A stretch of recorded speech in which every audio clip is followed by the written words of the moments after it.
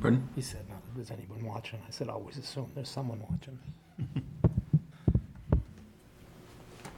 10th of June, right? Do I have the right date? Yes. Yeah. 10th, yes. Okay, here we are at the Community Housing Committee meeting for June 10th, 2024. I'm going to read the in-person and remote participation rules and then get started. This is to formally advise that as required by Massachusetts General Law, Chapter 30A, Section 18 to 25, and pursuant to Chapter 20 of the Acts of 2021, an act relative to extending certain COVID-19 measures adopted during the state of emergency, signed into law on June 16, 2021, is extended by Chapter 2 of the Acts of 2023. The Community Housing Committee will hold a public meeting at the time and place stated herein this notice, which is right now. The public is welcome to attend either in person or via the alternative public access provided below, and there is a link that was on here. Okay, so let's see if we have a quorum. I know we have in-person and remote members of the committee. So let's start with Myra Suhenich. Present? Here. Pam, are you here? Yes. Very I'm good. here. Greg Wheeler? Here. John Barr? Here. Drew Kraus here? Lee Lee Hamilton here? Josh Trott? Here. Okay, we're all present? Pam. And Pam, I got Pam. Oh, no, I didn't hear her. Pam, could you repeat your presence?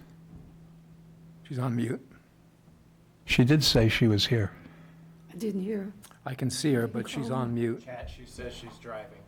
Okay. Okay, Thank you, she's in the car. Pam. We know you're participating, Pam.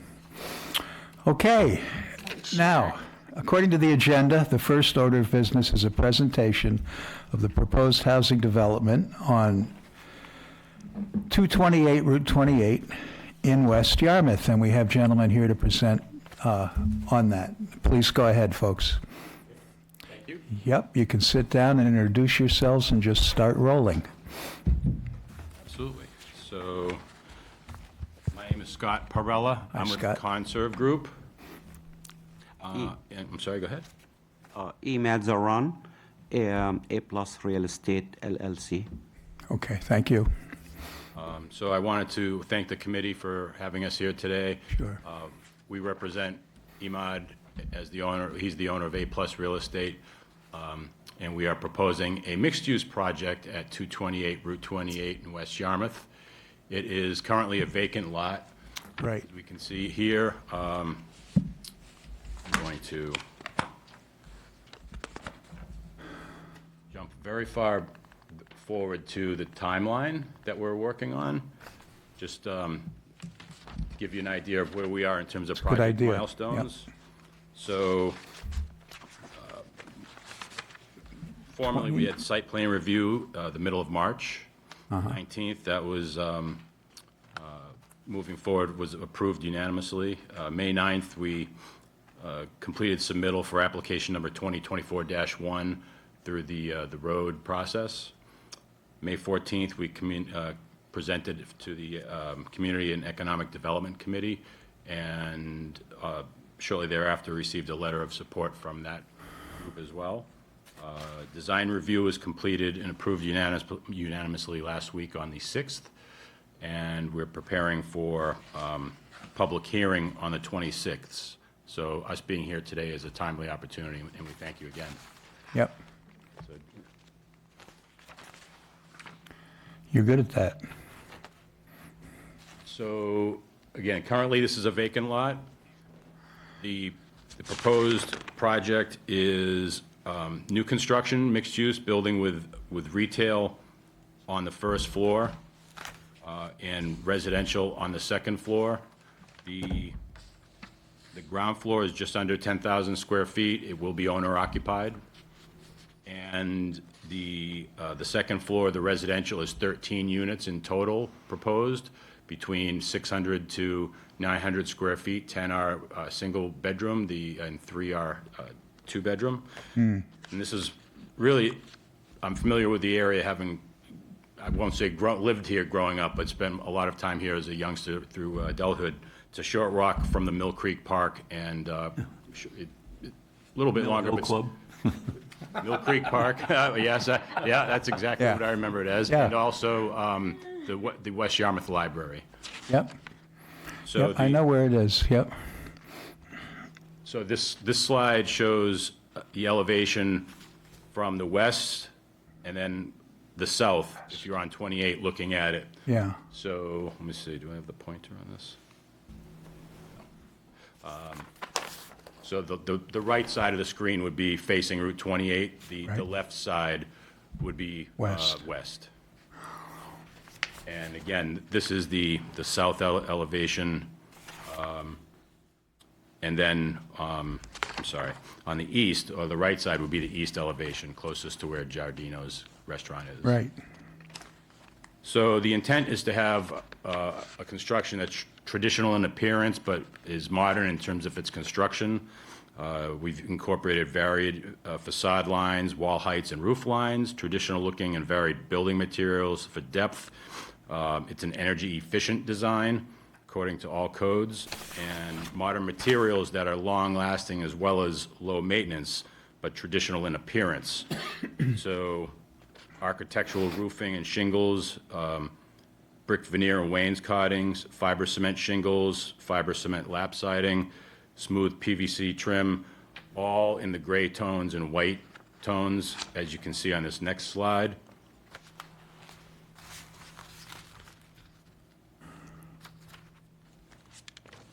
And this next slide just gives an overview of the site layout, where it's situated on the currently, in correlation to the vacant lot, it sits forward to the street, almost where there was a previous building. It occupies most of that footprint plus.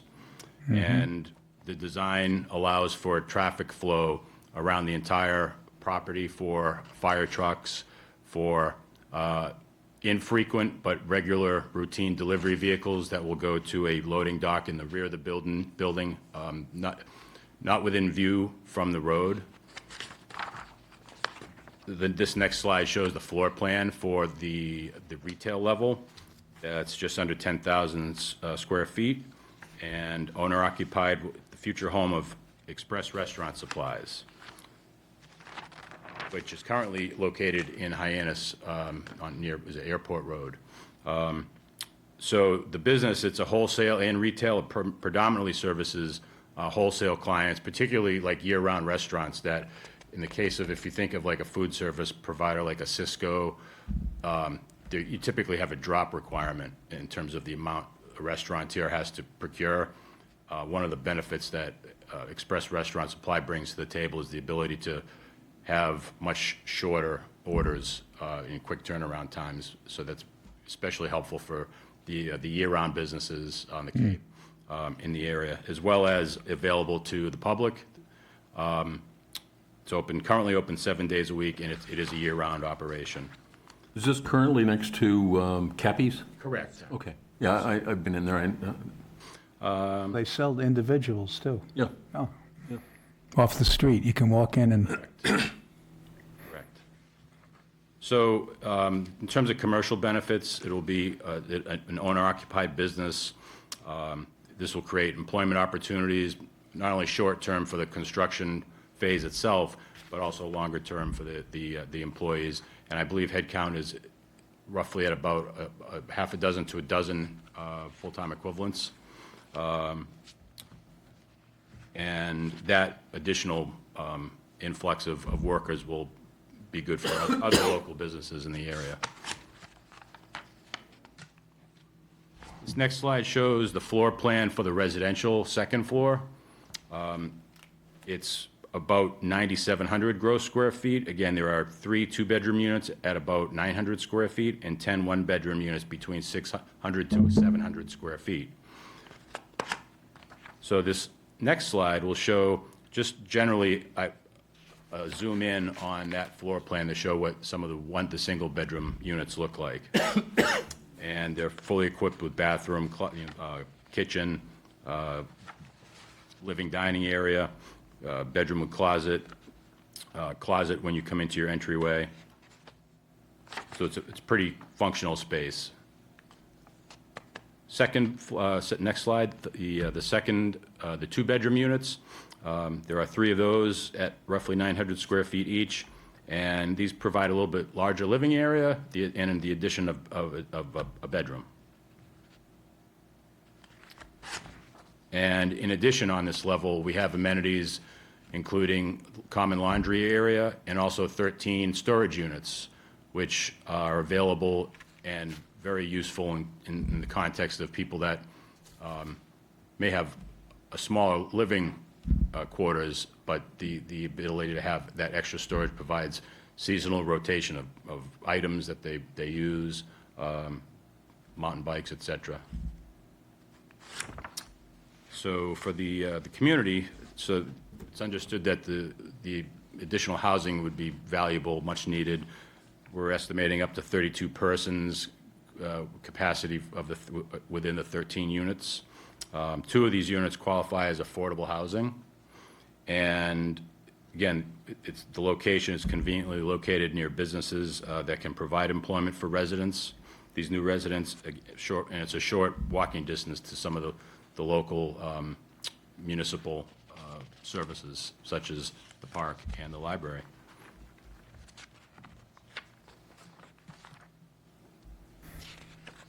So generally speaking, the thought is that the town will benefit by having an undeveloped lot developed that's not just retail, but also the addition of residential units. It's again, year-round occupied by the owner. And doing a mixed-use project ideally is more optimal versus not only a vacant lot, but also if it were just a straightforward one-level retail, which it's zoned for. And as far as the economics to the town, these next charts just show a comparison in terms of tax revenue estimated with a mixed-use project versus the vacant land, or even a comparison of the mixed use to a single use. So the tax-based revenue is considerably different. Yes, sir? See, no, I'm just looking at those figures. Yeah, I see. And this next slide just includes the assumptions that those figures are based upon. So in closing, again, the milestones, we're here today to present this. Hopefully you have a positive view of it. And with that, I look forward to answer any questions that you may have. Thank you very much. I have to present at this time. Good. Thank you. I Thanks. just have one question. Sir. Are the parking spots demarcated for business versus the residents? I mean, there are two entrances that the residents can use to get upstairs. Are those parking spaces closest to that going to be designated for the residents? Designated is a good question. I actually can't give you a solid answer on that. I do know the intent was where they're laid out for there to be enough parking for the residents per code, and then enough for the anticipated amount of retail traffic that there would be. And the thought process, the way the site is laid out, the west side or the left side looking from the street, Yes. that's where the retail That's the entrance would be, business- and that's business where end. the parking for that is assumed, and then the rest is retail, residential. But as far as if it's specifically named as such, I believe the answer is not yet, or not currently. Okay. And you're not sharing parking, like this is a residential spot during the night, but in the daytime, it can be used for, commercial use. So sometimes people can't make the count, right? Yeah. They don't So have I enough think there's- space. I think there's 32 on the lot right now. You're meeting the parking requirements of both uses separately. That is my understanding. Okay. You know what I'm saying? Yes. So sometimes when there's not enough parking, there's a few that are shared, Yes. and the residents know Yeah, they can't use them from 9 to 5, and the commercial. Get it. But that's not happening in this case. Well, I'm not clear. are the designated parking spaces for the If residents? if they were to designate parking, this is residential only and this is commercial only, they'd still have enough parking spots for both uses. Yeah, it's just the proximity of the parking on the north and the east side of the site is much closer to the entrances to the residential units. It's like, it's naturally laid out so that the residential will be in one I section. mean, I would think that parking spaces on the east side would probably not be used by your business clients because they're walking all the way around the building to get in. Correct. And my question, first of all, I think 600 to 700, 600 square feet is pretty small. But you said deliveries will be in the back. And is there a time restraint in when those deliveries will be? Because I know sometimes they come and empty trash in my street at 5:30, 6 in the morning, which is really illegal.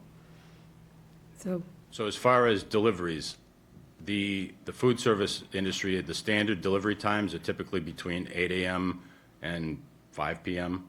okay. As far as, And this will be the sole business on the first floor, is that correct? correct. And the dumpster is situated on the far northeast side of the lot. It's at the far corner of the lot. It's a reasonable distance from the building itself. So as far as pickup and delivery, trash pickup, I was more concerned in when there would be deliveries for the restaurant, supplies and so forth. yeah, typically, again, the companies that make these deliveries, they're working on they're looking to keep their labor costs manageable, and they don't typically schedule deliveries outside of 8 to 5, 40-hour work weeks. Yeah, there, looks like there's 4 units that are kind of looking over the delivery area. Okay. What are your expected operating hours? Hours will be 7 to 5. And is this your business? Yes, ma'am. Okay. That's 7 days a week? It is 7, yep, days a week.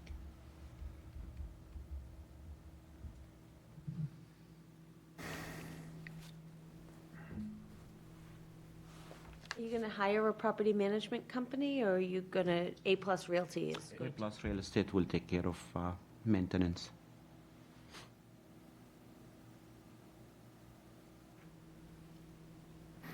So, for example, if if one of your residents keeps parking over on the wrong side, I mean, would you encourage them to park on, not take your customer parking, that kind Yes, of ma'am. stuff? Yeah. Already, It's been my experience, people have a tendency to park wherever they like. Yeah. Well, yeah, but I mean, the 2 entrances to the building are closer to the north and east parking spaces, so, and they're less convenient to the main entrance of the business. I know. I mean, from People a do weird business things. standpoint, they're less convenient for you, so, The one question I have for the committee to consider, because of our inclusionary zoning, 2 of these units are required to be affordable. There's 2 different types of units. I here. see that, yes. 2 bedrooms and 1 bedrooms. It's really up to you to make a recommendation whether you want 2 affordable 1 bedrooms or 1 of each type. So, you know me, I like the smaller units because whenever we have these LIHTC developments, like at Yarmouth Commons and Yarmouth Gardens. Yes. The highest number of units are the 2 bedrooms. We don't have any, these federally funded affordable housing developments in town, they never give us studios, and we never get a plethora of 1 bedrooms. So what's the breakdown again? 1 bedroom to 2 bedroom? 10 are single bedroom and 3 are, 2. 2-bedroom. Oh, I'm 3, I'm sorry. Two-bedroom? Yep. 10 1-bedroom and 3 2-bedrooms. So Mary, there's only 2 options. It's either 2 1-bedrooms or a 1-bedroom or a 2-bedroom, not 2 bedroom. So if 2 the 2 bedrooms is not an option? If the state were to choose, right, if the state were to choose, And these are local action units, so they depend on the recommendation of this committee as the Community Housing Partnership Committee. The state would choose, they would want one bedroom and one two-bedroom, right? But based on your local need, for local action units, that's how they get on the subsidized housing inventory towards our 10% count. That recommendation comes from this committee. So you can say no recommendation, or you can. Okay, so you're Something for you to think about. informing me that you feel like having 2 one-bedroom units set aside as affordable might be a good thing. We just don't have a plethora of one-bedroom units, but in our, and I know this is a lot of information, but our Cape Cod Ready Renter wait list, which the town of Yarmouth manages for the whole region, out of the wonderful support from our Affordable Housing Trust, the vast majority of people on that wait list need a one-bedroom. Okay, So they're smaller households.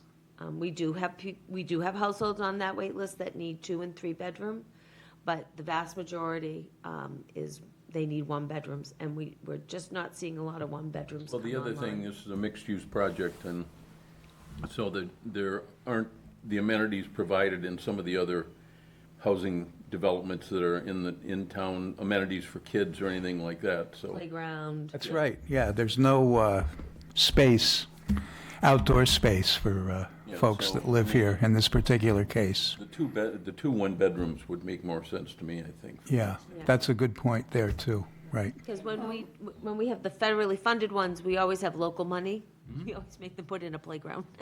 Are the one-bedrooms large enough square footage-wise for more than one occupant? Oh, yeah, Yeah, you could have two, Could be a couple. you yeah. could have a couple in there, yeah. But it was between 600 and 700 square feet is a little vague. So the You know code what for it- affordable says it's 700 is the minimum. Okay. So that's contemplated in the design. Very good, that's right, yeah. Well, Minimum, yeah, so So do you have 700, do you have one-bedrooms that are 700 square feet? yeah, correct. At least 2. So that might be your recommendation right Right. there. That sounds good to me. Now, should we, I think we're probably meeting the guidelines of what has to be affordable in this, but I still think out of 13 units, to only 2 of affordable is unfortunate. I wish it was more. yeah, I don't blame you, but these are the guidelines that we're going by, And And 2 is better than 0. right? How big are the storage units? let me see, I think it might I be was easier. trying to figure that as you think had it you're up there. They were 8 feet across, I think, but I didn't get the other measurement. That's a nice amenity to have for people, and, yeah. Well, they're small units. That's, yeah, I love the internal storage. It's huge. As someone who's rented a lot of apartments, it's one of the most important things that people ask for, that you don't want bikes or stuff in hallways. Right. How did you come up with that idea? Well, if you're going to have residential units, you need to have, like, windows, right? And so, in terms of the square footage we're working with, in order to do that, you have to either have longer, wider, in order to not have the center of the building It would just be dead space if it weren't be dead storage, space. basically. So it was either have dead space or make it functional.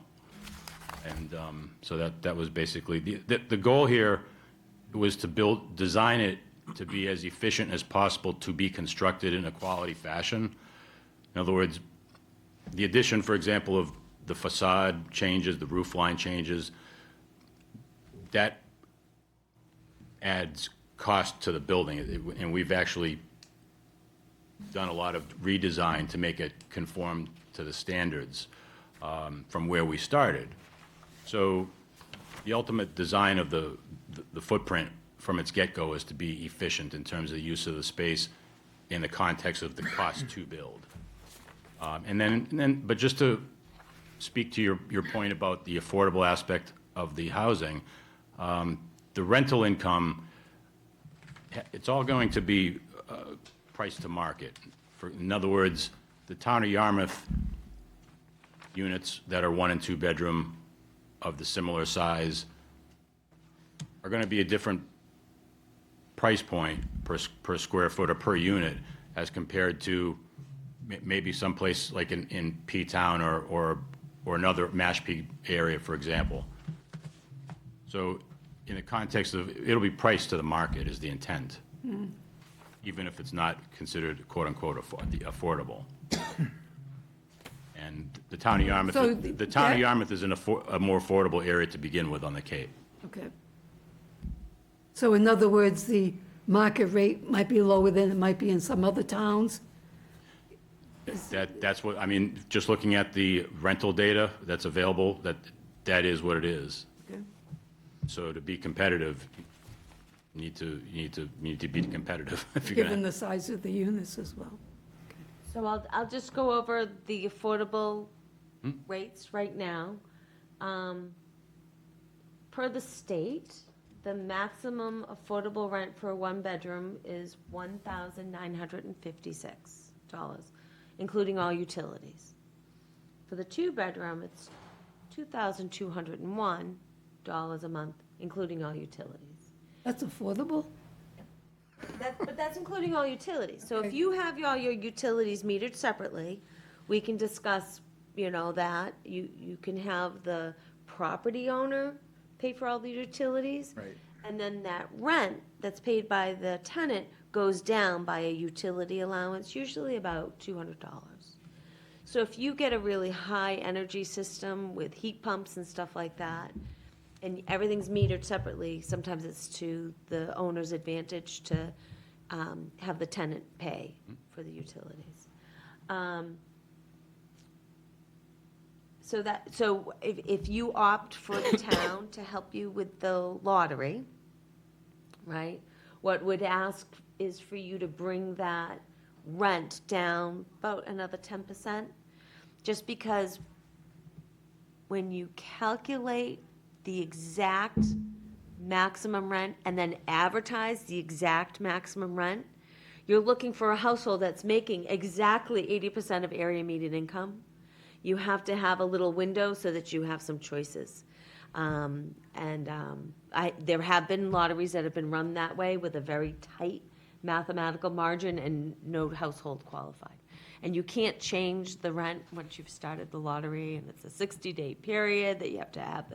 So anyways, we'll talk about that a little bit more.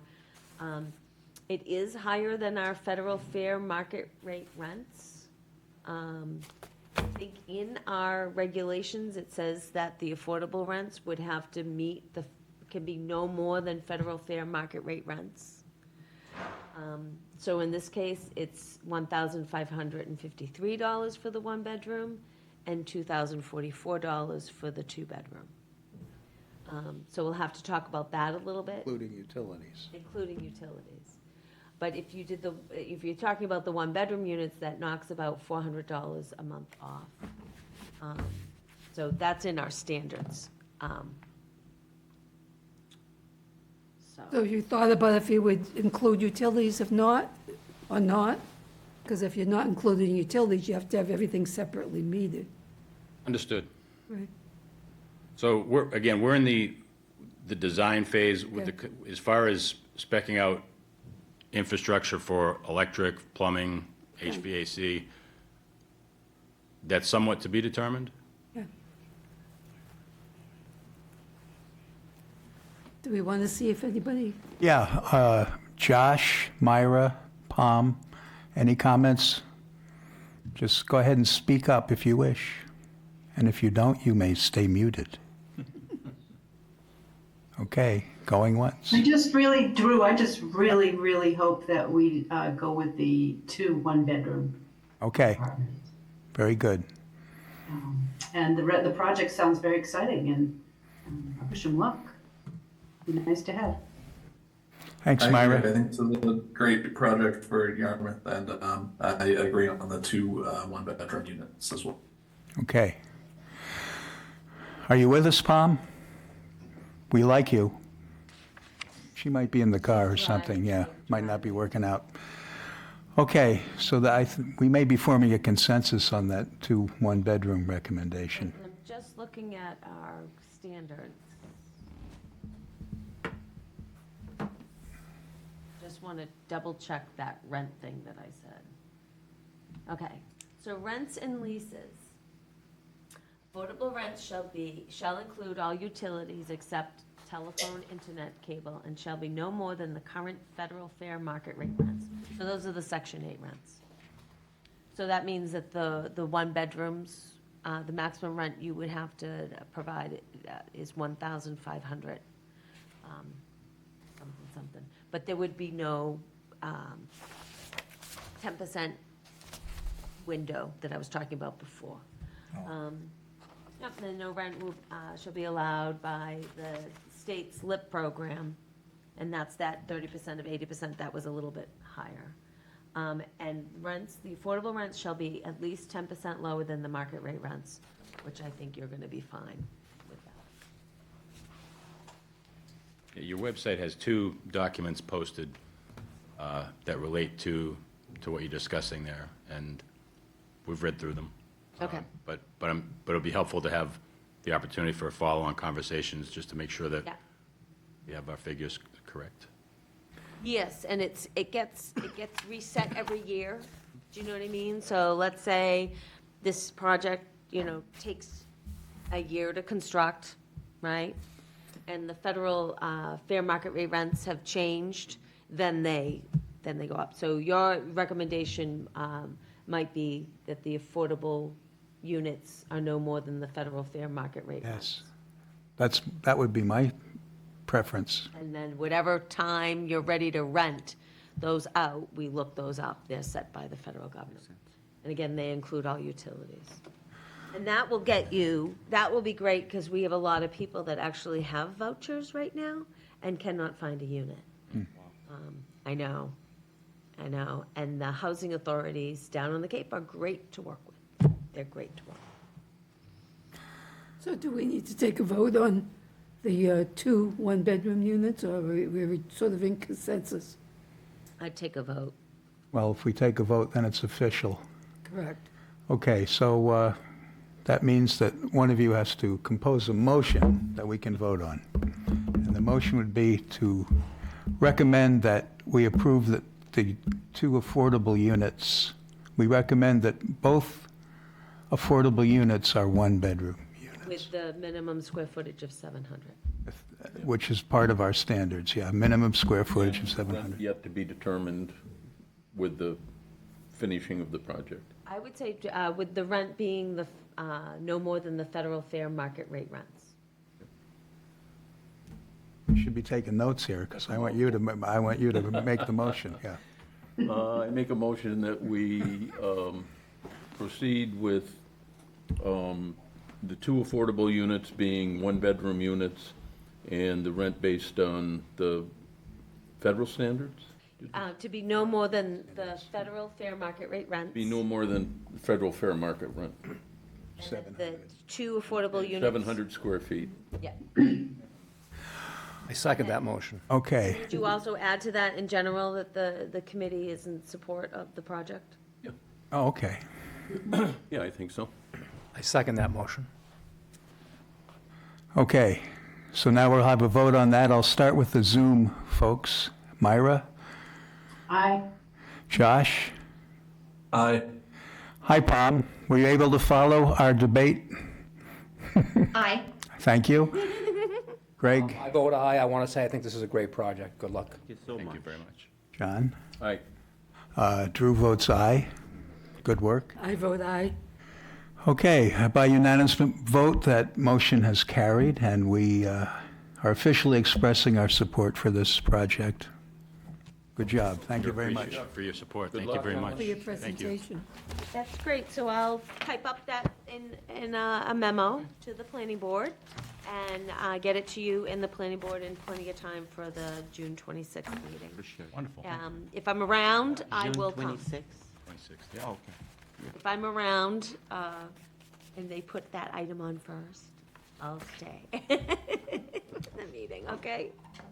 And everybody else is invited to attend too.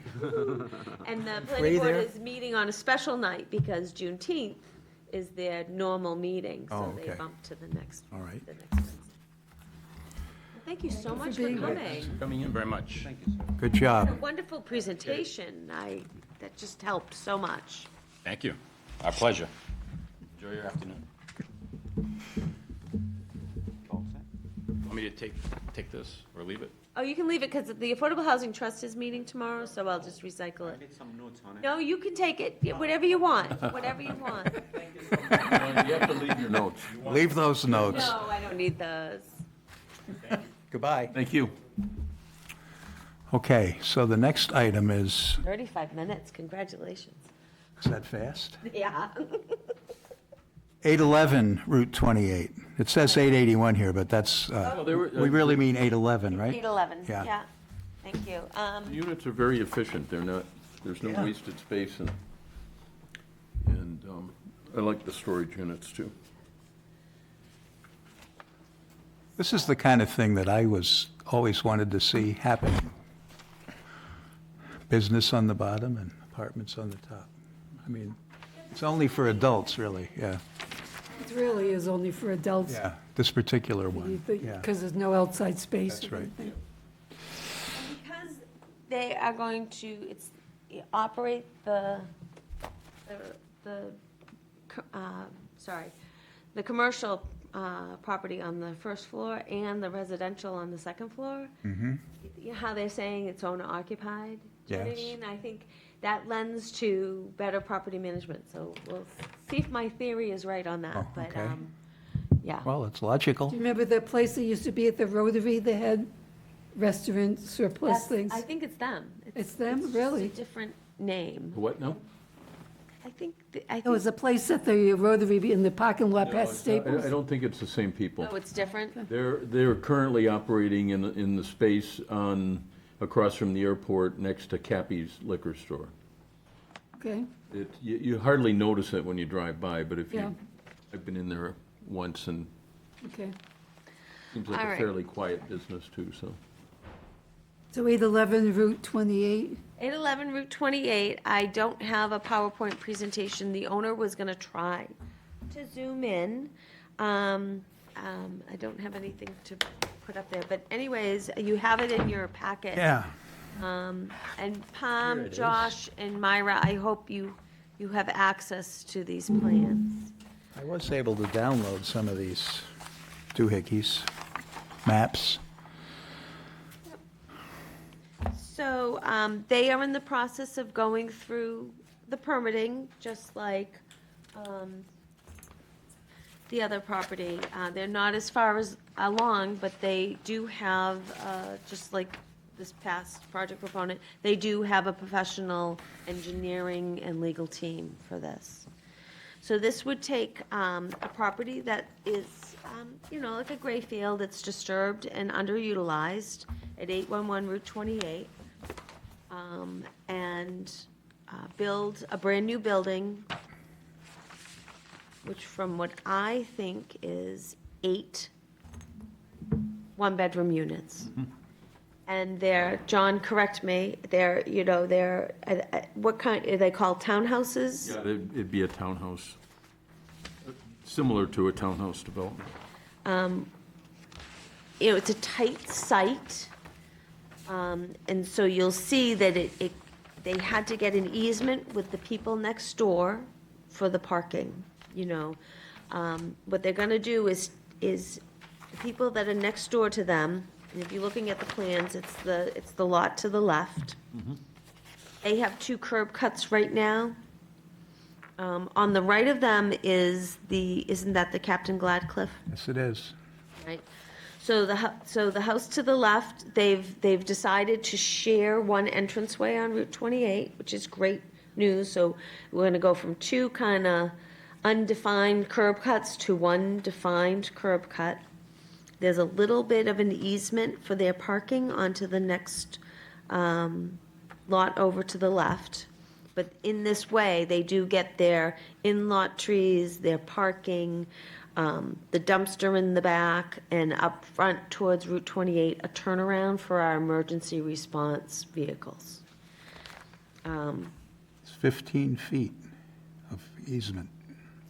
Yes, That's what it says here. all the way down, just so that they have enough turning space for their, It's 15 feet wide all the way down. but Yep. in exchange, you know, they have one curb cut that's nice and landscaped and stuff like that. So is this, what is the criteria on this project for affordable units? One. Yeah, One? it's the same. It is very nice architecture. You can see in the 4 units are kind of broken up by a common area. Yeah, I think What happened to affordable units used to be 25%, that's under Doesn't have- chapter 40B. okay? So Exclusionary, it's an alternative, it's a local alternate to chapter 40B. So when I started, we had some very aggressive chapter 40B proposals in town. So we decided to have local zoning that would allow redevelopment into projects that have superior architecture and site design in exchange for some density with an affordable housing component. But if we asked for 25% affordable units with all the other requirements, such as the site design standards and the architectural standards, people would just go chapter 40B, and we would have less local control. So that's why, you know, we opted for local zoning. Some of that was used for the motel redevelopment, the conversion of the Captain's Gladcliff to year-round housing, Appleby Court to year-round housing. so do all of these units for both of these projects get included in the LIP, even though there's, yeah, see, I have a big problem with that. So then I'm sorry, I didn't hear what you said. I said, for the other project with 13 units and this project with 8 units, all of those units get included in the state, local, you know, LIP, the housing, how do you pronounce what's listed as affordable housing for the town, even though there's only, out of the 2 projects, going to be 3 actual affordable housing units. So it kind of, There are also, You know, I have to When- check, when do because I it think accessi- there's 2 affordable units for this, when yes? do accessibility requirements enter into the picture? So the building commissioner was at site plan review, and that would be set by, I think it's 10, but I don't want to misspeak. say that again? 10 what? I think it's 10 units. 10 units or more? 10 units for this, Not the parking. I think parking, they have to provide accessible units here. No, I'm talking, well, both of these are, the other one was, all the units are on the second floor and there's no elevator Right. in the building. so none of them would be accessible. None of them are accessible, and none of these are accessible because they're 2-story units and there are no bedrooms on the ground floor. Right. I just don't know, I haven't been here long enough to know, you know, at what point does that kick in? Well, these are good questions. These are That's a very important good question, questions. because I don't know either. Yeah. I Well, hadn't we could thought have of that. asked it to the other folks too, because none of them would be accessible.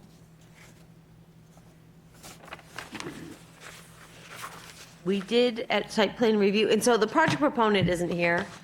And I know that what happened was last Wednesday, I bumped into the project proponent because I went to the planning board. I said, oh, I put this on the agenda for Monday, so she was going to try to be here. I knew that their engineer from BSC could not be here today. So you don't have to take a vote on it. But let's ask them that question. Didn't we discuss this earlier on? Yes. I raised this issue earlier on. Remember, we said We something talked that, about the possibility of having one unit be, you know, on the ground floor. that we would accept a one-story unit, Yes, you know what I mean? that didn't get reflected in any of these plans. 'Cause I Well, we remember- haven't seen them since. Okay. Okay, two of these units have to be affordable. So I think we asked them for one of them, if they wanted to, we were fine without it being a one-bedroom, just a one-floor unit that would be accessible near the middle part of the building, Yes, we Right. did say that near the main entrance, but I haven't heard back. yeah. Okay. So do you want me to inquire about that? Did you just say there'd be 2 units here affordable? Two affordable Guys, units. you need to clarify a little bit what you're saying. I think I understand, but I'm not totally sure. This is a project that's going to have 8 apartments, right?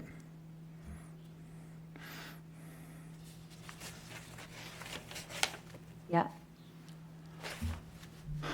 And according to our normal standard, 2 of those would be designated as affordable? Is that what you're saying? I'm trying to confirm that right now. Okay, Sorry. you're not sure yet. Okay, good. And when we looked at some of this earlier on, we talked about having at least one of the affordable be accessible, and have it be by the main entrance and be Okay. both places, both units on the ground floor. It's good you're remembering Yeah, that, because yeah. So I that would wouldn't have make remembered One of these that. units a studio, correct? Right. It wouldn't necessarily have to be a studio.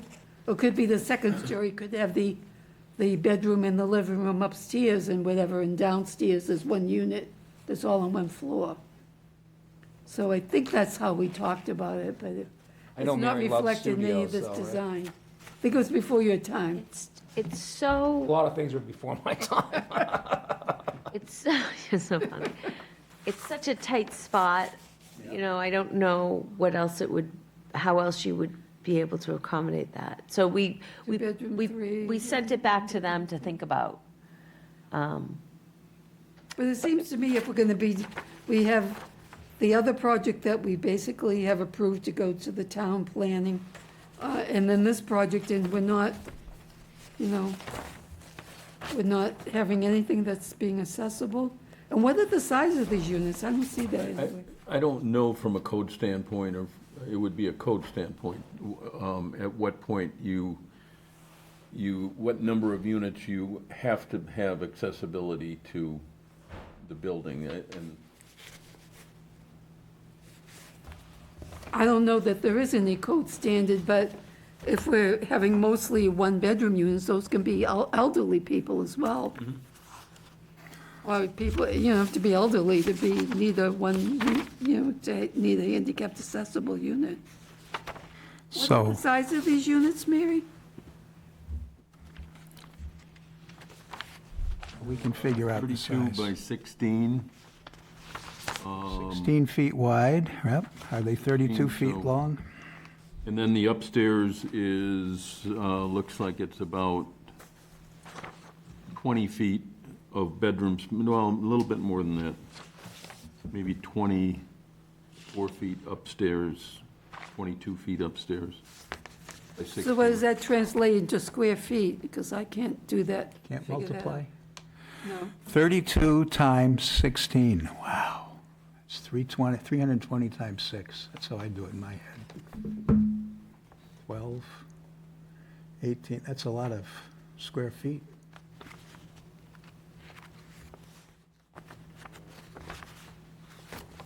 Yeah, that's 512 plus the upstairs.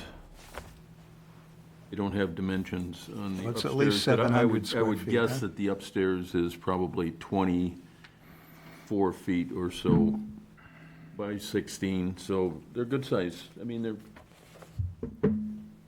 good size units. Yeah, they're more like 900 square feet than 700 square feet, right? When you say? So you're looking up, I should have brought my you're trying to look up. bylaw with me, I'm sorry. 100 square feet. Right, yeah. Yeah, pretty good. Yeah. So these are roomy compared to some. I think it's almost like the best design you're gonna get out of that site. I think so. Out of that site, I would agree. I mean, I think it would be difficult to redesign these so that you had an accessible unit, and that would then induce having a exterior stairway going up, and some things like that, but So on accessibility, I think what I'm hearing is two types of question. One question came from John, which is a good one, because I don't know the answer, which is what are the rules and regulations about what needs to be accessible? And the second one, which was more between you and Lee, was that we had earlier requested that they make one of these accessible in this particular development. Is that correct, Lee? Did I get that I don't know straight? that we requested, I commented on that with them. I needed that clarified. I get it, yeah. We didn't request it, so one unit has to be affordable. So I can follow up with one, them. not two, because it's just, Per bylaw section 41223, Yeah, the mandatory provision of affordable housing in inclusionary zoning is 0 from 1 to 4 units, 1 if you're creating 5 to 9 units. okay. So they, And at only 10, one it is goes up to mandated 2 by our bylaw. units. Right. So they have to provide 1. And we've made a comment that we'd like to see that We were and accepted. amenable, so your affordable units are supposed to be just like all your other units, right? Right? But we would be amenable to that affordable unit being a 1-floor unit if it was truly accessible. Oh, I remember now. This is clear, this is mean, clear like, now. that would, like, we're not seeing accessible units, we're not gonna get it out of the 228, right? Because they're No, on the second That's floor. not going to happen. And that's allowed in our zoning, a second floor property is In allowed, fact, I'm glad to see it happening myself. yeah. right? So, but here, this opportunity, these are all on the ground level, so was there a way for them to convert one of those 1-bedroom, 2-story units near the handicap parking, near the laundry? Could they convert one of those and make it a 1-story, Right. small unit, affordable? Like, we would consider that. So I can follow up. It's probably too late in the design for that to happen, but let's follow up with them. Okay. Would it be possible, I don't think anybody here is an engineer, but it could still be accessible if you had some kind of a elevator in the unit that could, if someone was, I don't know. I mean, I've seen them, Well- they're a little, they take up space Well, and there's- they yeah, I break mean- down a lot, but, yeah, to be truly accessible, it would have to be basically a 5 by 7.5 foot elevator that you can turn around, that Turn you around, can yeah. access with a gurney or with a wheelchair. Otherwise, you're talking about a lift that you see at some retail establishments.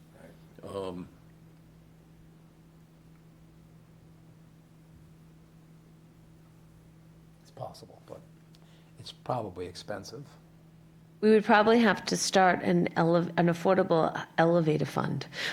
well, you could take It's, one of those units and turn the whole thing onto the first floor, and then the second floor have another unit, and you don't have to really reduce the size of them. Well, you'd have to have an exterior stairway to the unit upstairs, which would, and that would be, Oh, that's well, true. the problem there is that Yeah, that's you'd true. only have one means of egress from the Okay, upper unit. Yeah, So you'd Yeah. have one stairway and there was no, Ah, good point. no way to well, it solve might not it. happen to So I this, don't think it can happen on this project, okay. but, But going forward, we want to have these people think about the need for accessible units. This is a very good point, Lee, yeah, which I wouldn't have Really, yeah. thought of unless you brought it up, yeah. Well, because I'm looking at this Yeah. thing, we had this discussion way back, Yes, and maybe it's not going to work for this, but right. we need to, when people start talking about projects, we want to say, we want to see an affordable assessment, and assess, I can't even think of my words anymore, you know what I'm saying? Accessible, Accessible unit, and so maybe I can work with John a little bit. Where would that fit in our affordable housing standards, okay, right? So I just use the right words, okay. right? And I'll talk to the building commissioner. Mark Grills is the person that, tells the developer when they've triggered something for accessible units. So I'll find out what we're using. I'm sure it's something in the building code. Right. And then we'll go from there and maybe get it into our affordable standards. The standards have been reviewed by Okay, staff, but I haven't sent them to the select board, so there's still time Right. to make a, because this is 8 units, the other one is 13 units. So there's 21 units that are going to be going forward with no accessible units within any of them, so. Well, and both of these projects are second-story units, basically. I mean, you have to, in this project, you have to go to the bedroom Down, up and upstairs. down. Yes. So, That's right. you know, that immediately kind of counts out some elderly people that can't live in a two-story unit anymore. And, Anybody in a wheelchair, anybody who's really, yeah, yeah. Well, that goes back to the comment we made about it, right, which was, could you do a one-floor apartment that was accessible as part of this, right? But then you raise the question about then the second floor would have to deal yeah, with. you'd only have one means of egress out of the second-story unit, so. like, I don't know what would happen with that second story space. Yeah.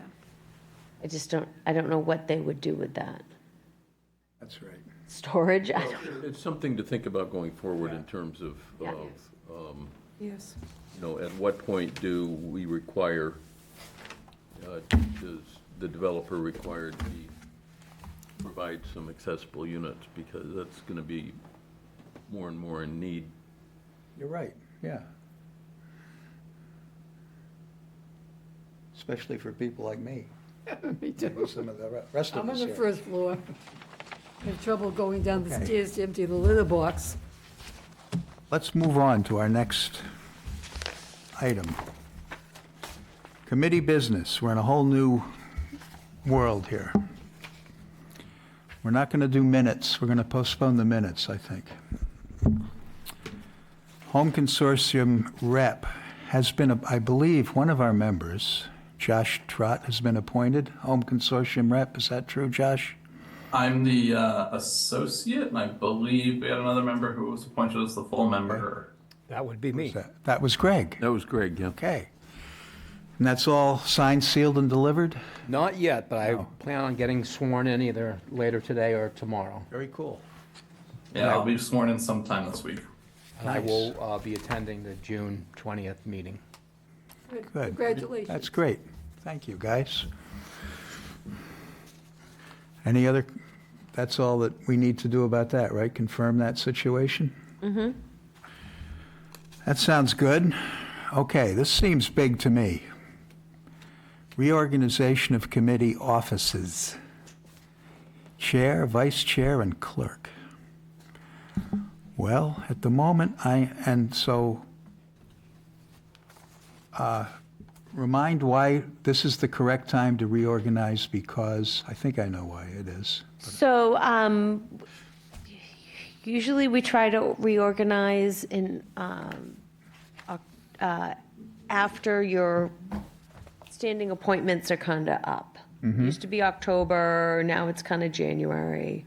But since Lorraine resigned and she was the chair, and I honestly can't think back when exactly she became chair. I'm sure it's been over a year. Yes, So I definitely. think it's a good time to open up nominations for chair, vice chair, and clerk.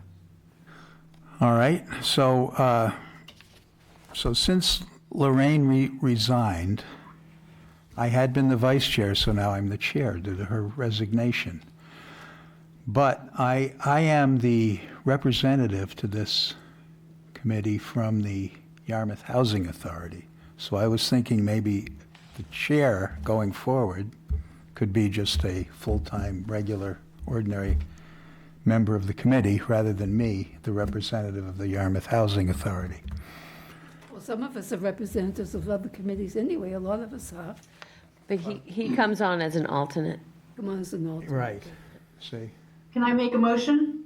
Yes? Can I nominate someone? Yes. If he's willing, I would nominate John for chair. Okay. I would second that if John was willing.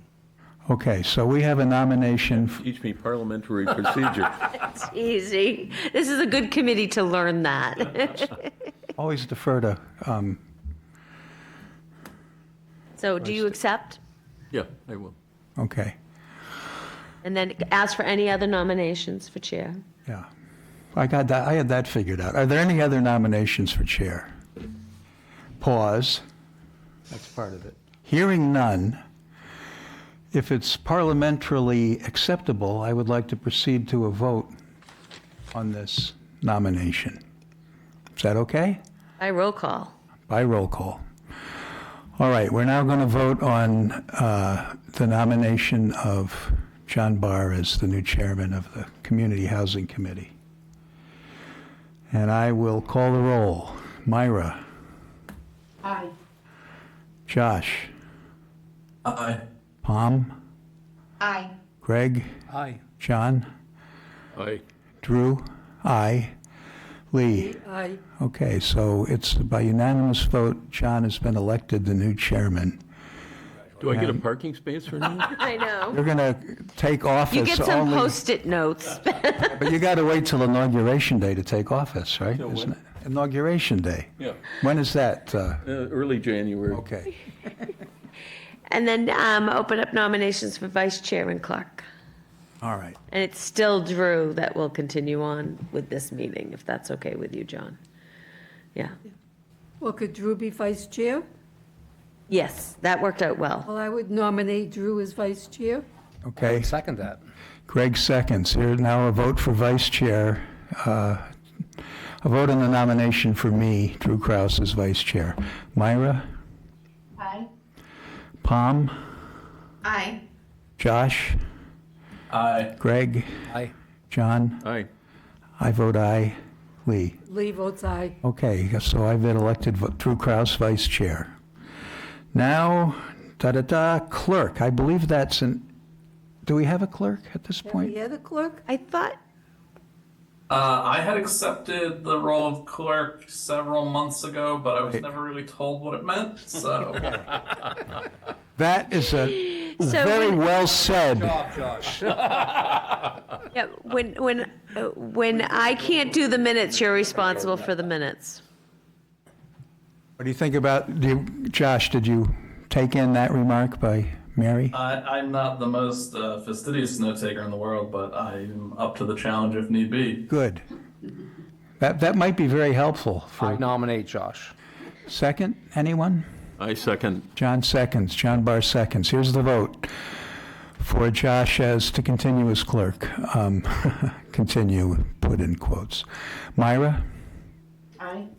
Josh, Aye. Palm, Aye. Greg, Aye. John. Aye. I vote aye. Lee? Aye. Okay, so Josh has been elected clerk.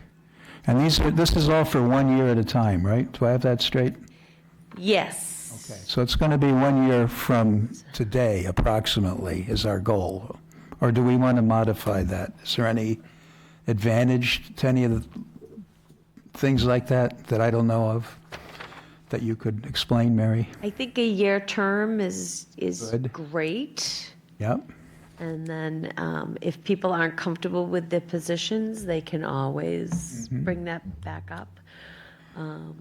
So we can set July 10 of next year as our next election, let us say, does that seem reasonable to folks?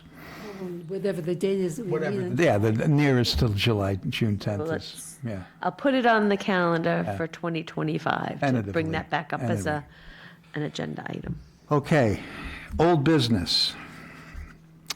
Soldier on Veteran Housing Model Tour of Brighton Facility. I remember this idea. Yeah. We've been having trouble getting a date. Still their property that would be more like what we want in Topsfield is not, the construction is no way near anything that we would benefit going to tour them. So they really want us to see their operations, so that would be a tour of the Brighton facility. We were exchanging emails for a while, and that line of communication fell apart. So I will start that up again. Okay. Moving right along, housing plans, Yarmouth Housing Production Plan update. So there's the Affordable Homes Act. Right. So I sent you all a letter, a story from the Associated AP, Press. yeah. Yep. So the House of Representatives for the Commonwealth of Massachusetts has approved a housing bill that's worth $6.5 billion. So remember when the governor introduced this, and she did that while she was in Yarmouth, right, at Yarmouth Gardens, remember that? The dollar amount was $4.1 billion. So it's gone up to $6.5 billion. So really shows you the support at the State House for this bill. It has a $1 billion price tag to allow the MWRA to expand. So if anybody ever lived in the Boston area, they know what it's the Massachusetts Water Resource Authority water system, the MWRA. And that is a very interesting change to this bill, that the MWRA would, expand its infrastructure benefits so that more housing could be built in their district. And it just shows you the importance of proper infrastructure Yes. behind housing. You on that one. Another thing that might be of interest that was in the front page of yesterday's Boston Globe, that the version that Governor Healy put forward was amended a little bit by the House before it went to the state, that apparently the real estate lobby has been in full force against the transfer fee. Yep, And that was, my understanding, is not in this bill. correct. That's correct. So the House took that piece out. They did not approve that piece. Let's see. There was a comment in one article in the Globe where article. the Senate, a member of the Senate said, well, we may just put that back in and negotiate. So it's not totally dead. They could do that. Right. I don't know what the chances are. I have no insight on it, but that comment was made, yeah. Yep, so it said, the bill doesn't include a proposal by Governor Healy that would give cities and towns the authority to approve taxes on high-end property sales Transfer tax. with a transfer tax. I believe that's already happening on the islands, is it not? Yep, and they had to do a home rule petition, and then it had to go in as a standalone bill, right? If that tax was put in this bill, right, that would just mean that town meeting could authorize that tax. You know what I mean? I can see that happening. So but,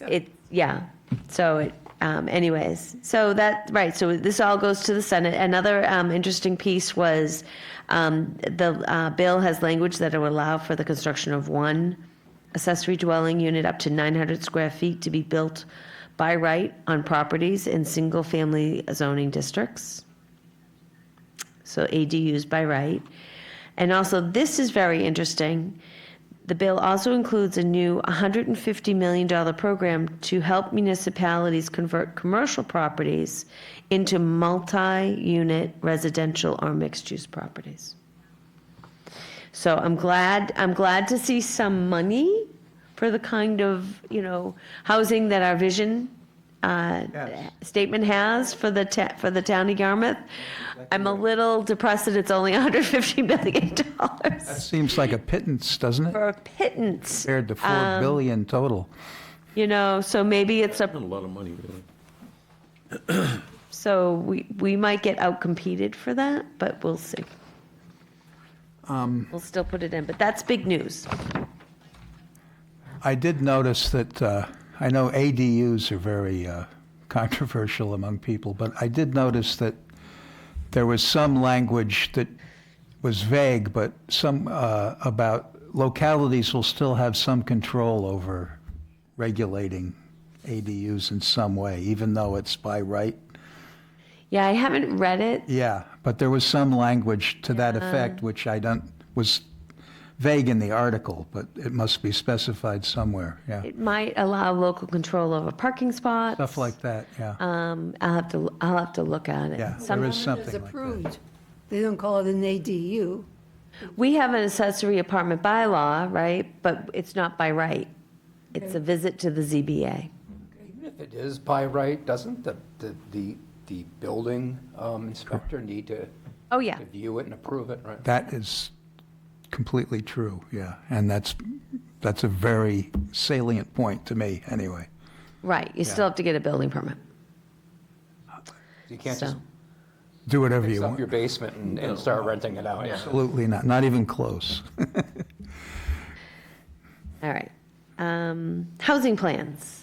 Okay, The housing production plan has been approved by the state. Congratulations. It's contingent on, the approval is contingent on a formal letter from the select board. So I sent it up with all the evidence that these votes had been taken, but they actually have to have a letter on letterhead signed by the chair. So I'll get that done. So that's a big deal, that our housing production plan is approved, and I just want to congratulate all of you for your hard work and hanging in there. And what did that take, about 2 years? Yeah, it did. Yeah. And I do have to say that it was the first major kind of like change to our timeline had to do with incorporating more workshops and a survey. And that was worth it because we got more comments from the public. okay, the next, I'm dropping the ball here. Where are we at? Number 3, State Housing Plan and Listening Sessions Report and Update. Up to. Oh, we're on 2. Community Preservation Plan and Public Meeting for the 12th, a couple of days from now. Yeah, there was stuff about that in the packet. There, Is that a Zoom meeting? it's going to be probably- held here, I think, isn't it? It's probably going to be a hybrid meeting. Yeah. I'm on that It would be committee. here. I'll try and It would be on Zoom, I suppose, if it's, I don't know, the legal notice doesn't have a Zoom link, but No? Doesn't? if, It's at 3 o'clock on Wednesday, right? yeah.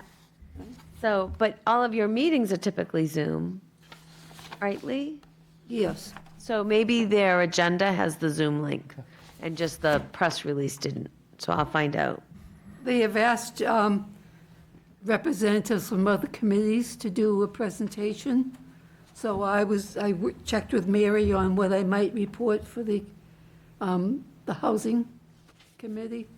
So I'm going to send my draft to Dawn Marie and Gary, Gary's the chair of that committee, tomorrow morning, and say, do you approve this? good work. That's the plan, to have the different representatives from those different see. committees do a brief presentation.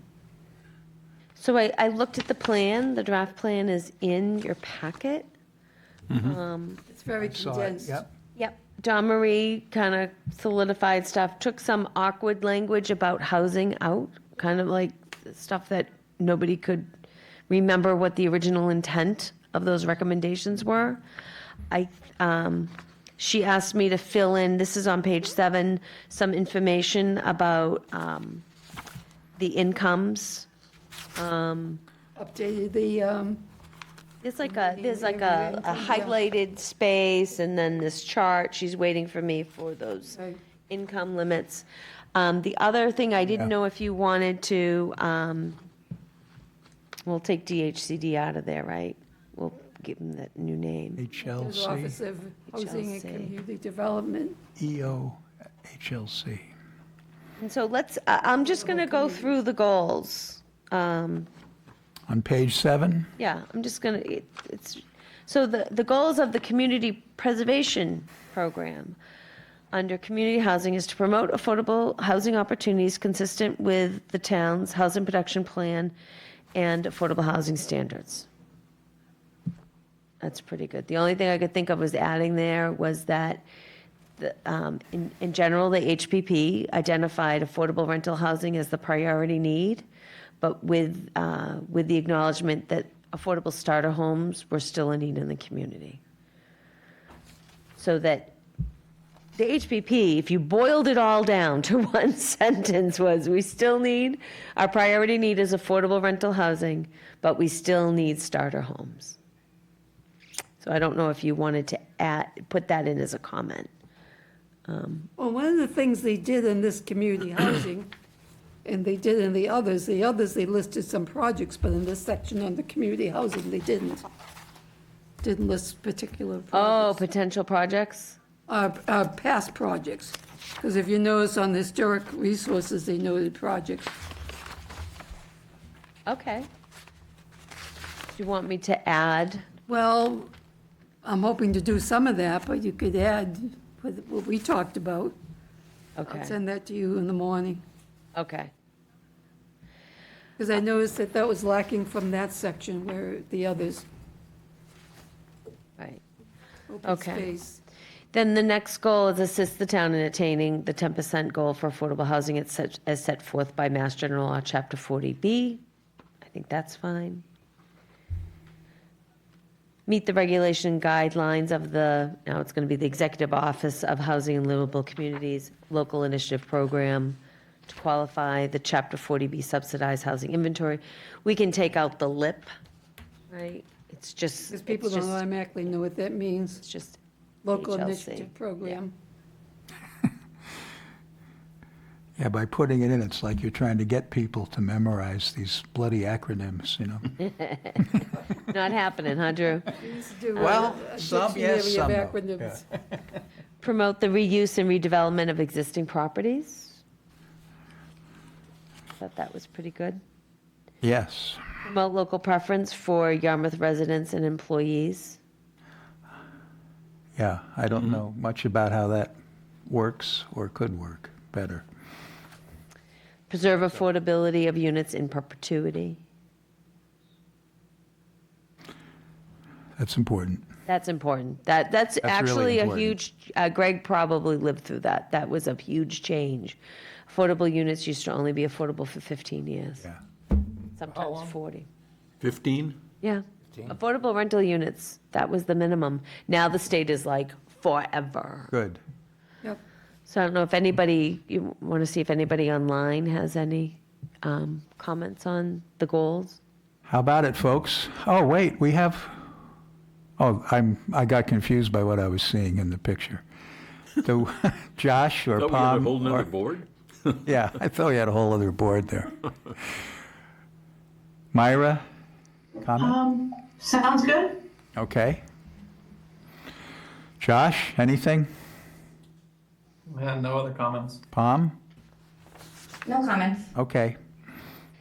So then Lee and I will put together a list of the past projects, Some of the past projects. some of the past projects that Yeah. And then the potential projects, they look like just, no addresses, things that are kind of in general, and Not specifics. I and think not that's specific. fine.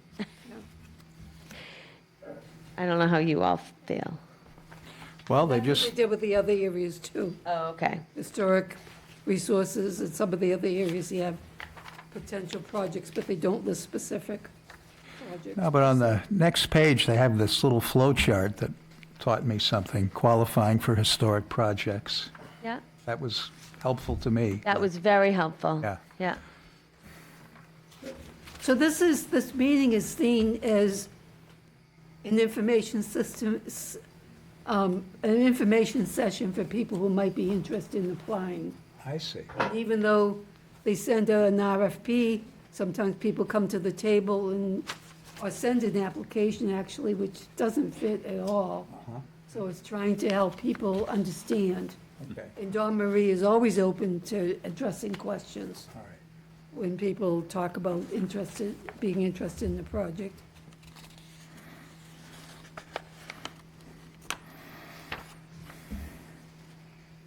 Mary, I have a question. The meeting packet, for today, is that basically the same information as what you sent out for the trust? A lot of Because it the only is. thing I have is the agenda and the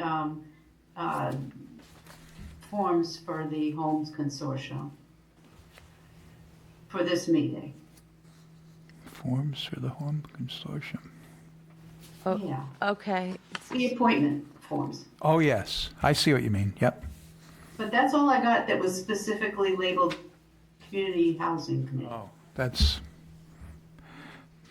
very little of the total that we have sitting in front of us, yeah. But she also sent the trust a bunch of stuff, so I was just wondering if it was the same stuff.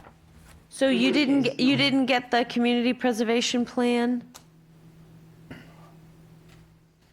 I don't think so. I'll go back and look again, but I remember looking at it, but I'm not sure if I actually saw it from you or whether it was something else I was looking at. But This could be I know my where it house. is. It's not, but it could be my house. It's the same design. Can I comment? Yes, ma'am. Sorry. Go ahead, Pam. So it's in your email on 6/5. 6/5, did you get that, Myra? The date? I'm looking. Yeah. And it's exhibit 003. There you go. Okay, 6/5. Yes. Okay.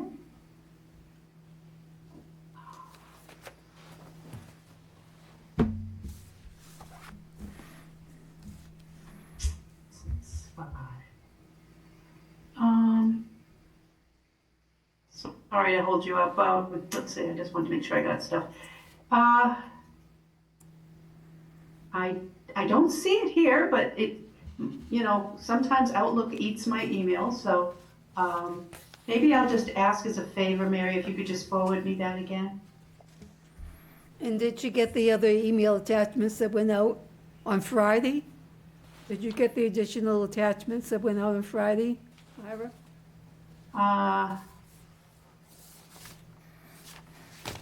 I'm looking, yeah, so I just sent that to you. Thank you. Yeah, for some reason, it's not showing up here. I don't know Can whether you- it would show up can- on my phone or what. Some of but my- anyway, Can you just send it out to everybody? Yeah. Again? So, I had, my email was down, so I'm not sure if I got it either, but. right, and thanks, Pam, for finding that email.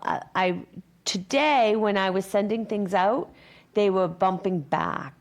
Oh, Okay. And there was a size issue with some of these. So I might have to, because they were plans, so I might have to send you these materials with links.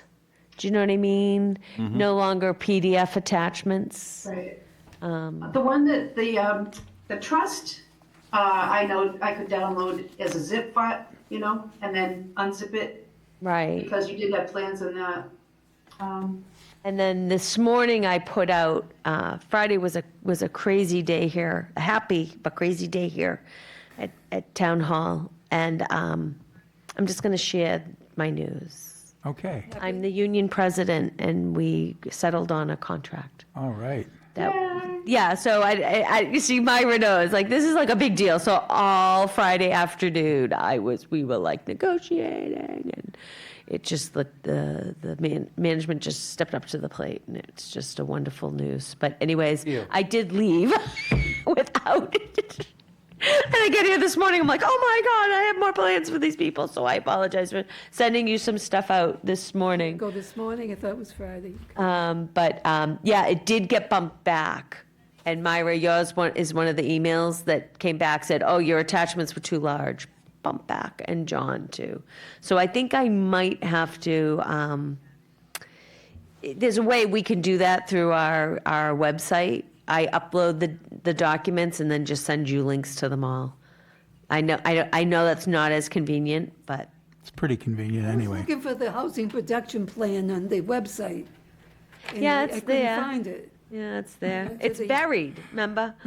Myra's like, oh, I have to click like 10 times to find anything. This is the world we're in, yeah. Yeah.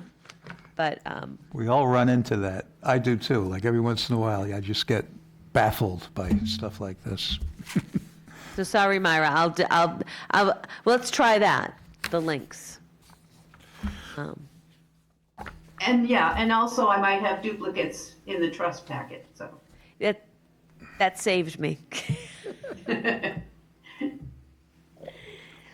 So where were we, number 3? We're on number 3 now, State Housing Plan and Listening Sessions Report. So I think that, Oh, this was super interesting. I love stuff like that, you know this. So your anyways, enthusiasm is infectious, is all I so can the say. secretary. Never did.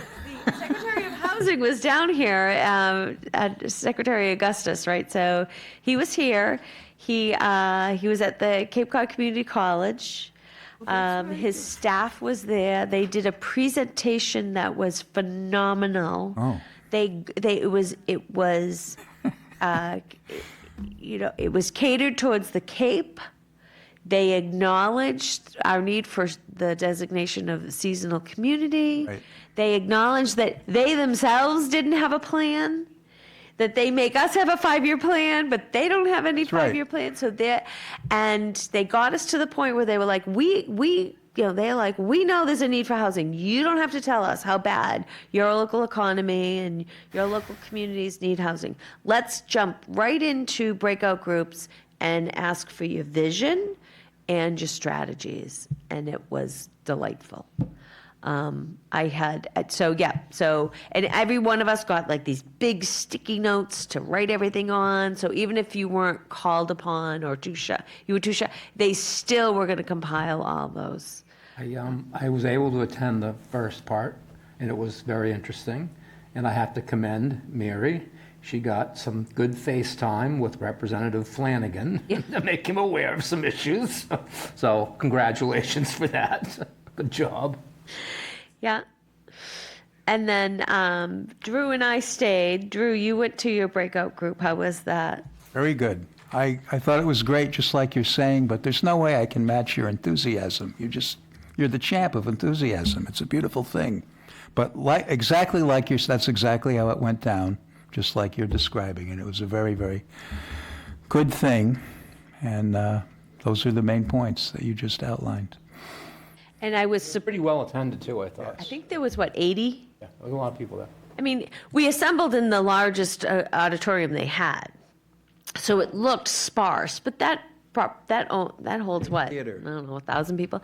But when you broke out into the breakout rooms, I mean, there was like 35 people in mine, and I was one of 3. The other thing that I thought was great was that there were a lot of people in the Cape that brought up our water quality. Brought up what? Our water quality. Water quality. Yeah, that we needed money for wastewater infrastructure. Yeah. I bragged on that a little bit. That Yeah. Yarmouth is putting in sewer. That was a big Yeah. topic for obvious reasons. So people from other towns brought that up. Yeah. So I thought, and I brought it up. I do have to let you know that I did represent Mashpee that day. But of course, when people were talking about experiences and what works on the Cape, I kind of switched over to Yarmouth. But there were 2 developers in the room, and that was really great. And they did talk about, and this is, I don't remember the proposed Chapter 40B on Route 28 that we went to the left of the Bass River Motel. The left. 828 Route 28. Remember the Chapter 40B with Mr. Clary? Remember we went to the site visit? Anyways, so remember The laundromat? the laundromat. Thank you. So remember there's an issue with parking, right? There's an easement situation there, was there? And he was talking about, he wanted the mixed use We're or going to have a restaurant. development financing, the oyster bar and the, And for some reason, it was going to be an oyster bar. right. So I remember we talked about parking and how we would fit all those parking spots and were they going to have shared parking? Yes. And remember he talked about the fleet of vehicles that if I don't you. remember that part, no. So anyways, one of his ideas was that if you didn't have enough parking for that development, that nobody could bring a car into the development.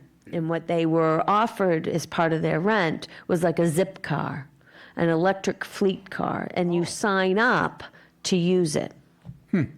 I forgot about that Yeah, concept. and that was one of the ideas, was that there would be shared vehicles, not so much parking for your own vehicles, but in part of your amenity and your rent would be a shared electric car.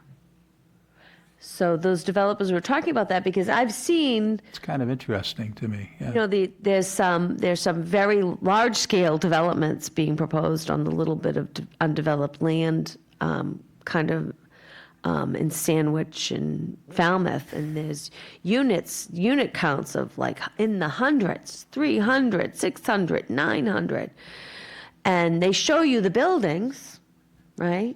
But they don't show you the site plan with all the parking, right? You're kind of like, where is all this parking going to go? So it's something that local developers are thinking about carefully.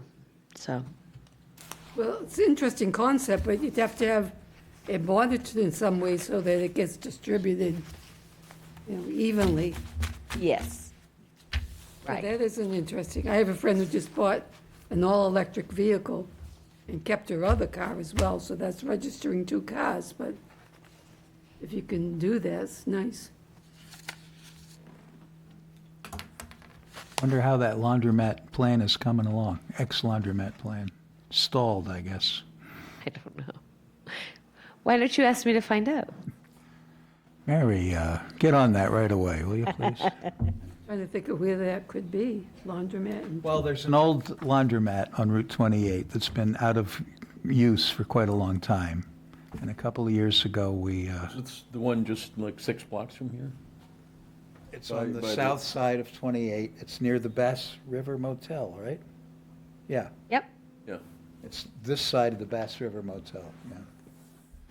And it has like, it's just, the building is set back, there's lawn, there's. Building with the windows, right? It was a bunch of, yeah. Yes, I mean, the Still a sign building there that looks. says laundry Right, but it hasn't been operating for in, quite a long time. Yeah. And these, the owner of that property had a plan to develop it. They came and made a proposal sort of like these fellows did, only it wasn't quite as clear cut. It had to do with a restaurant, and they envisioned putting the building like almost right on Route 28 without any, it was but it was a good idea, but I'm not sure it's feasible. They or had not. to Yeah. keep the commercial building physically separate from the residential One building. more oyster bar. Right, exactly. There was something with their financing that they had to keep the commercial building completely separate, physically separate Well, we have a from the project here that they're not doing that. residential, and we wanted them to combine it. Were designed so they were virtually touching at They were one of their almost corners, touching. It's going to be an oyster bar in an apartment building? Yeah, Yeah. and Why didn't that work? then they proposed for the building to be in front of the, Oyster Well, bar? that's not a very large parcel of land, right. is it? I mean, Doesn't look like it. So they got their eligibility letter from the state. So, Well, it's better, it could be better will than get you an an abandoned laundry, possibly. I wish I had gone to that state housing plan meeting. oh, there's going to be more. Plans of, to fall apart, and they don't even know why. So their staff timeline is to have a draft out in the fall, but to use this summer to do some more outreach, like electronically.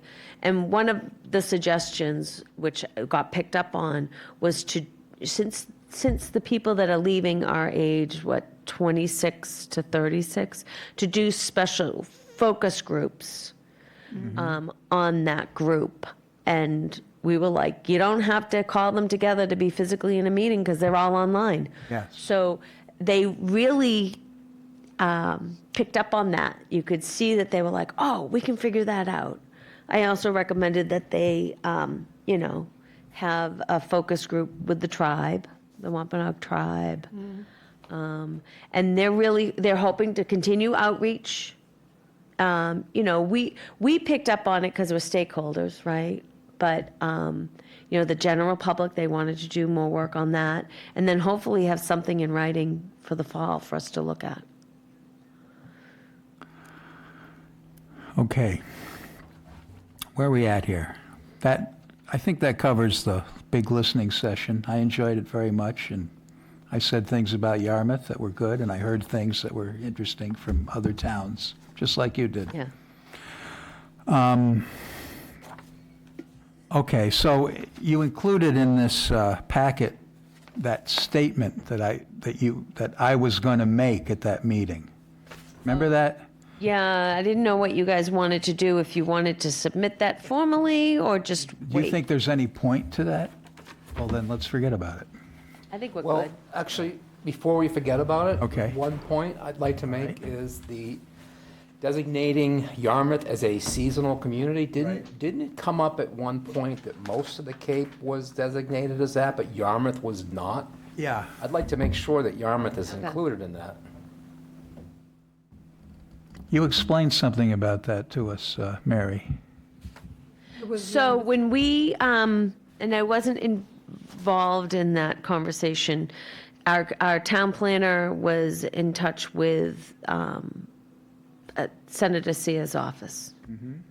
And it was just put out there, any community that has 30% or more of its year-round housing stock would be designated a seasonal community. And she noted, whoa. Yarmouth is only technically, we're only 27% at 27%.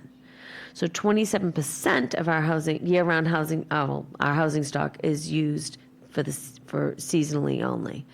And so she just wanted to make sure that Yarmouth was included in that designation. So I think that's a good comment to put in. I think it's Want to very make a important. motion to submit that? I think it's extremely important.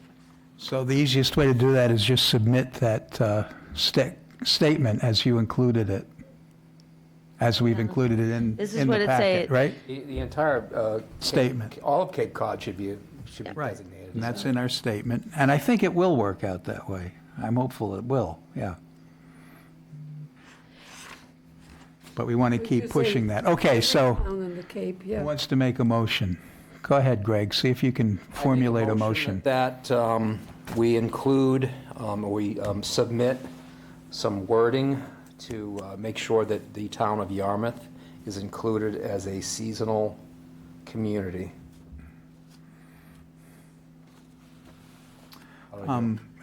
Did you, Did we just want to include this whole statement? did you see the statement that was included in the packet, Greg? I did, Do you want to make that our, sure. yeah, This one? Right. Am I looking at something different? no, we're looking at the same thing. Okay. Like, Oh, I'm not holding up the right thing, but I'm thinking about the right thing. In item 6, it does say designate every town in the Cape as a seasonal community. Yeah, that's right. Then I would say submit it as is. Yeah, I would too. Okay. So did somebody make a motion? Greg, Made a partial motion, but I'll try it again. I make a motion that we include all of the I wording have a second copy, so keep that. in the Community Housing Committee comments Community Housing Committee Committee comments. for the listening session, yeah. Okay, that's the motion. A second? second. Okay. Do we have to do a roll call, or we can just do a voice vote? You have people in the remote. I we would have to do a suggest, roll call. we're going to have it come from the chair, John Barr. Okay. So to authorize Okay, John so we're Barr gonna- to finalize the Okay, so exact words. after this meeting, the chair of the committee will be John Barr.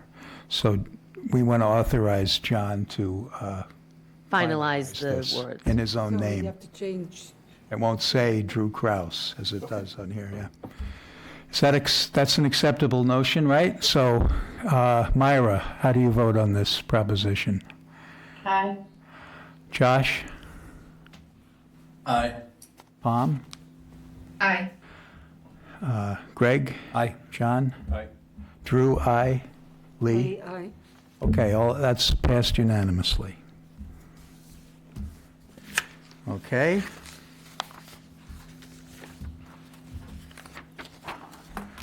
So now we can finally move forward to the Cape Cod Commission Regional Housing Strategy. I remember that, Yep, it was published. right? Greg actually looked at it, Yeah.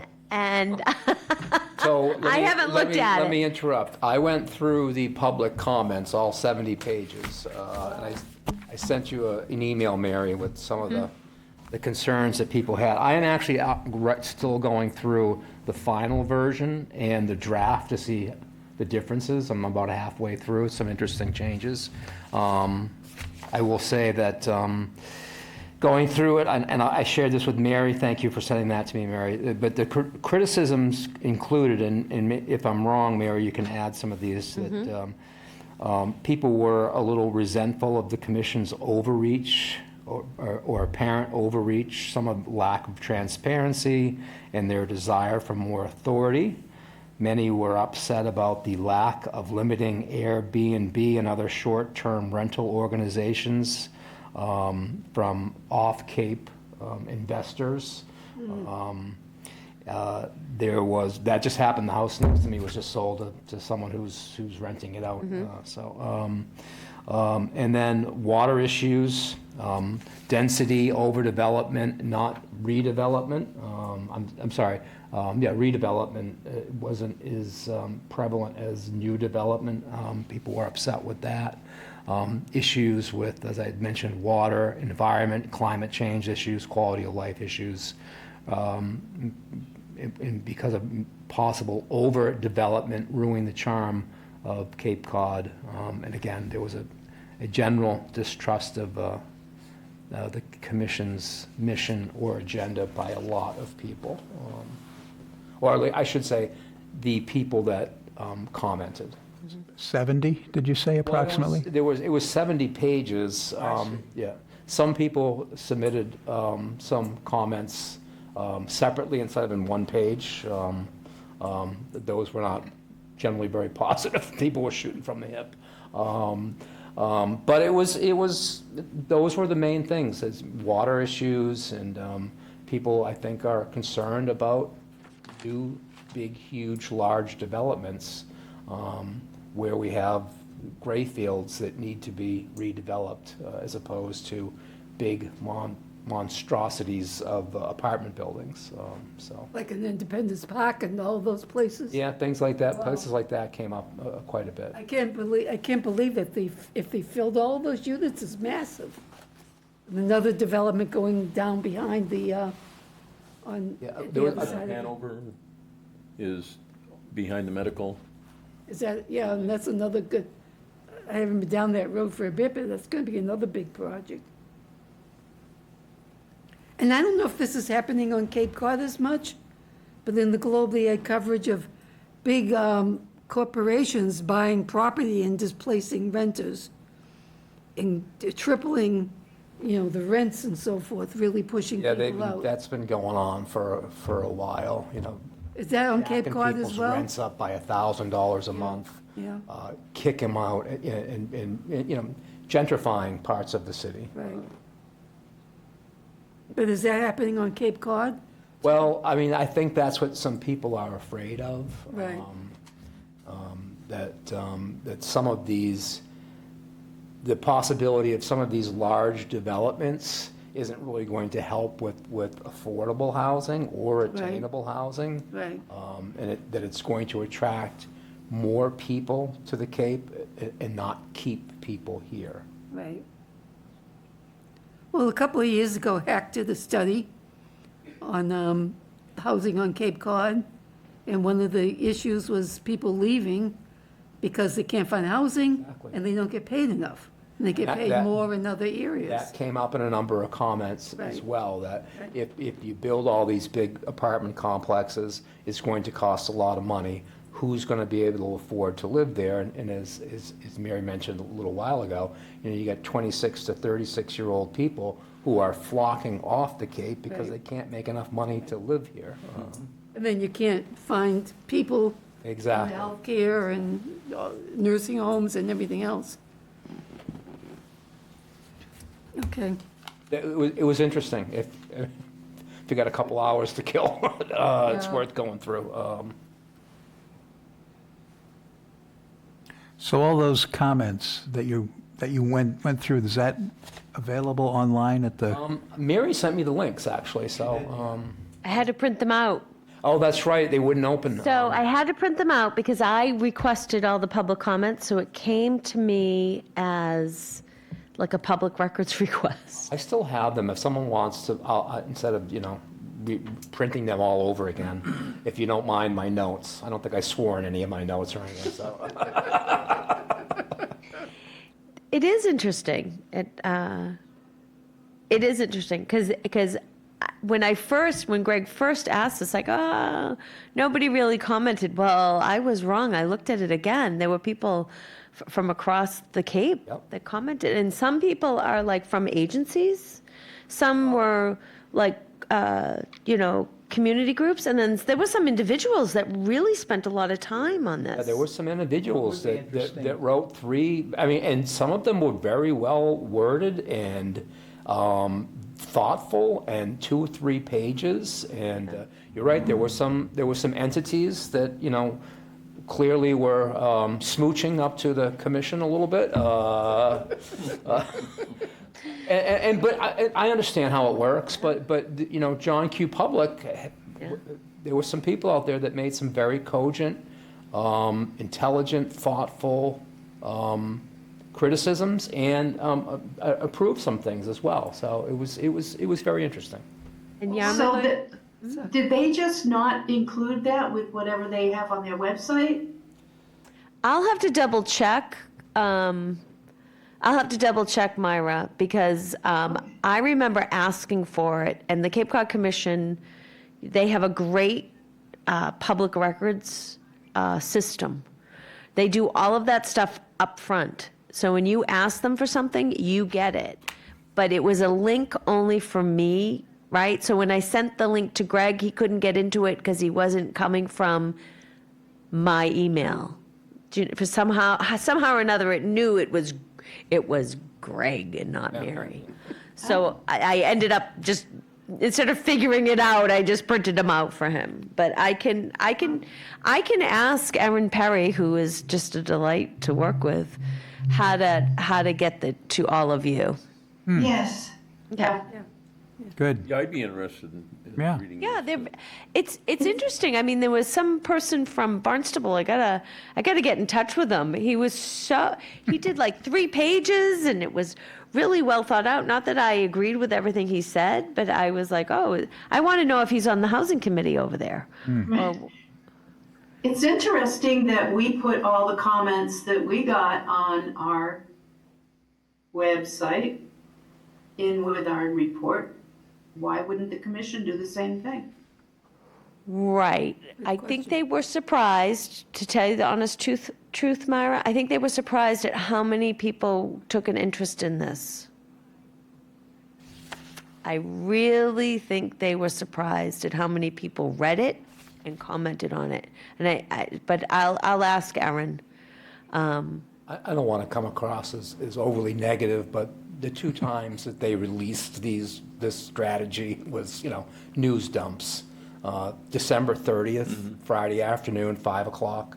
Right. People, that's a holiday weekend, no one's reading that.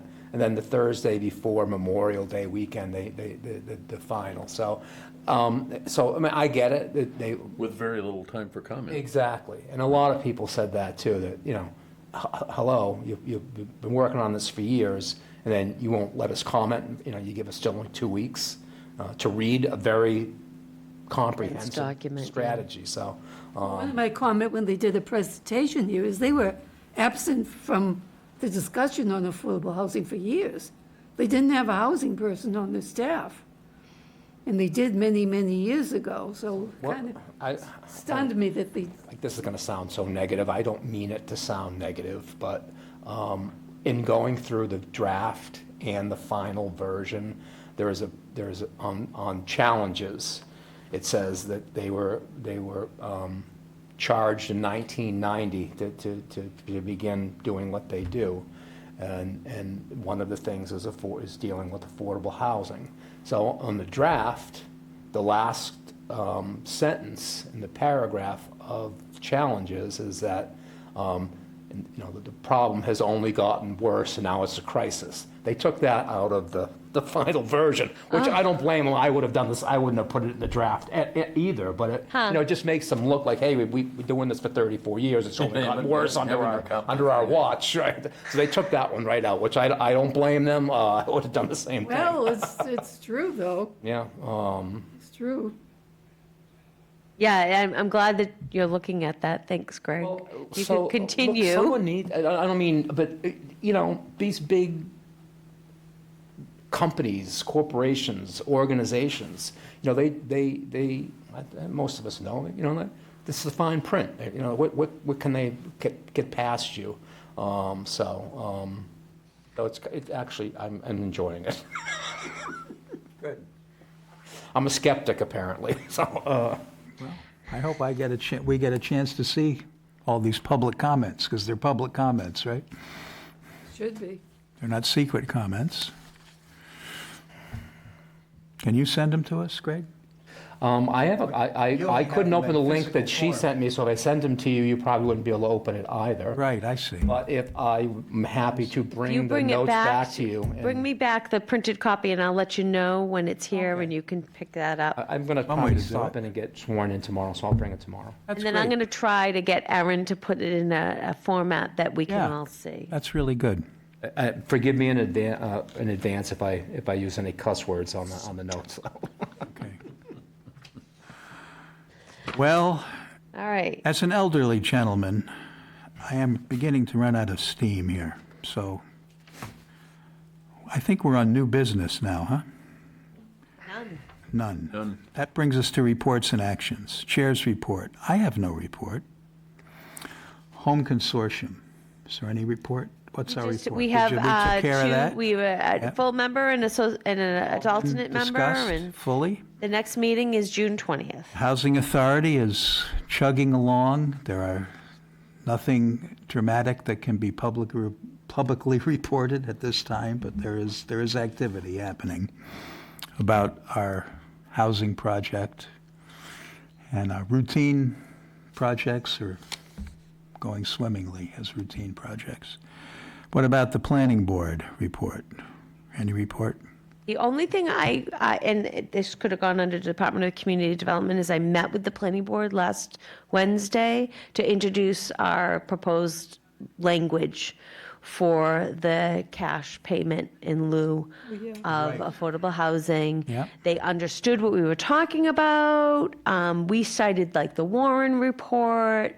So what they've asked the town planner to do is to tighten up our language a little bit, so that if the Warren report, like, for example, wasn't in business, how would this function? We all think the Warren report will always be in business, but, in 15 years, will this bylaw stand the test of time, since we're using data from the Warren report? So the Warren report gives you, the median sales of a 3-bedroom home.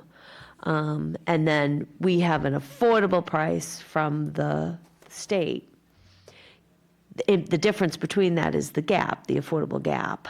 And that would be the minimum cash payment in lieu of affordable housing on site.